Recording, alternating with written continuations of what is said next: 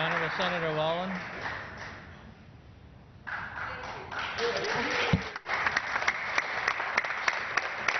Honourable Senators, as the late comedian George Carlin once very seriously said, life is not measured by the breaths we take, but by the moments that take our breath away.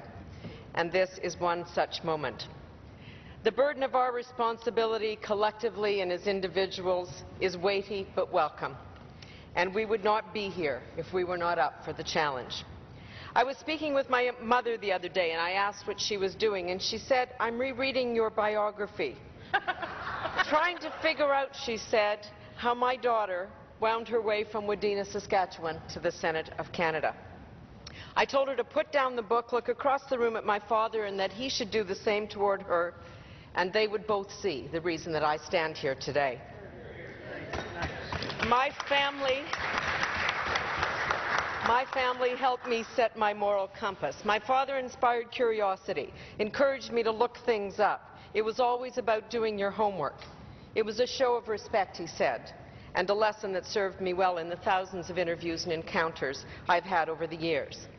And my mother, my mentor, the English teacher, who always encouraged me to speak my mind with one important caveat: to speak only once that mind was informed.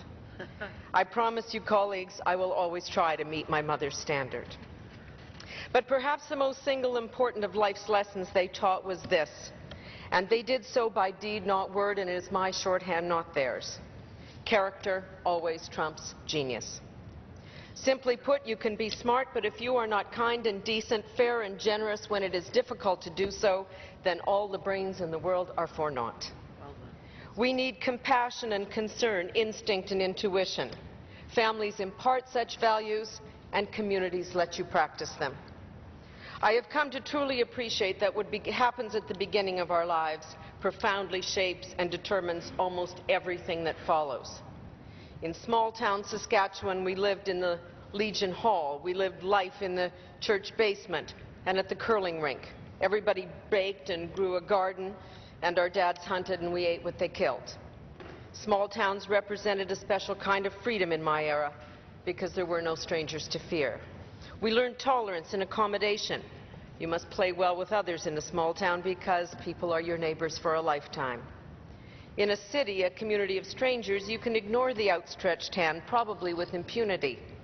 But if you have learned your lessons well, you will know, as the saying goes, that our real character is what we do when we think no one is looking. Our small towns are fewer and farther between these days as technology and demographic shifts and economics exact their toll. That is why I was so pleased with our recent economic action plan. It's bolstering the spirit and the spine of our communities with programs that will allow today's kids to skate on ice rinks, but also to have access to the internet. And imagine a life away from their small town, but know when they head home, the roads will still take them there.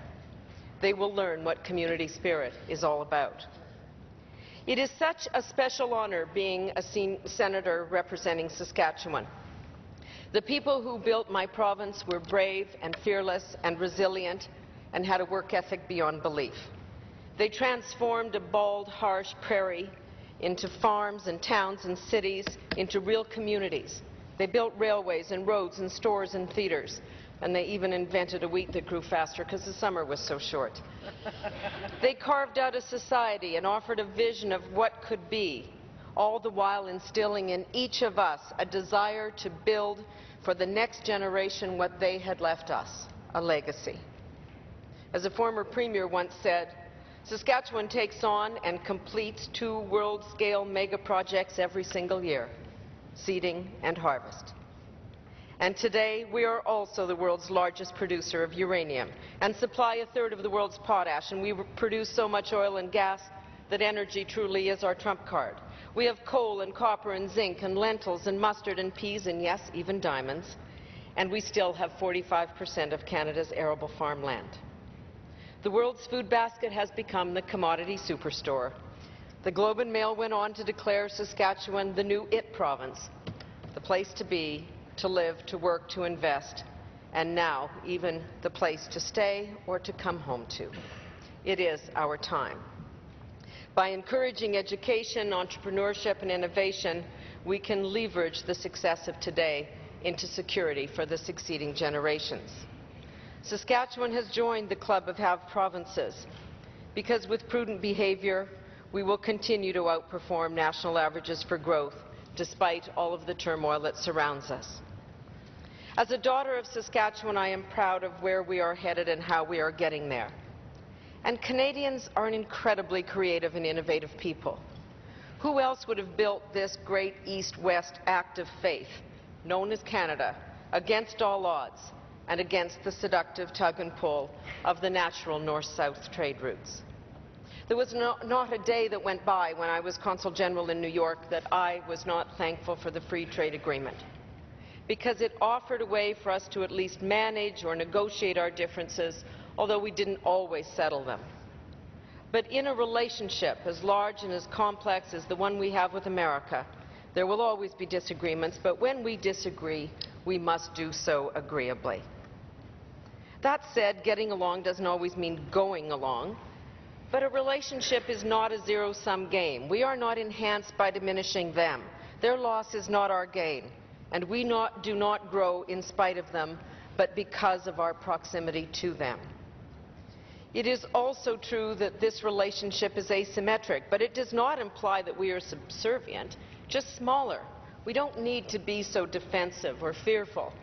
As Eleanor Roosevelt once said, no one can make you feel inferior without your own consent.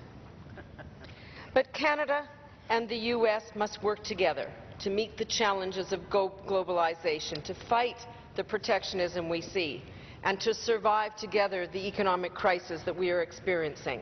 And lest we forget, security still trumps trade, and it will for a generation to come.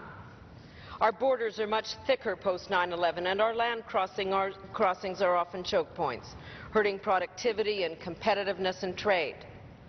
Our economies are linked and highly integrated, and we will always do business across that border. So an open and secure border must be a priority for us. $2 billion worth of goods and services cross that border every day. More than 20% of all American exports come to Canada. We're the largest market for 39 of the 50 states. Canada sells 87% of everything we make and create to America, generating 40% of our own income.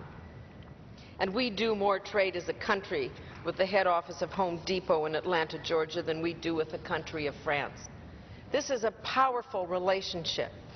Just imagine if you ran the corner store and you sold 87% of everything off your shelves to one family. Wouldn't you know everything you possibly could about those people? Wouldn't you learn to understand them? Wouldn't you learn to know what motivates them and what matters to them?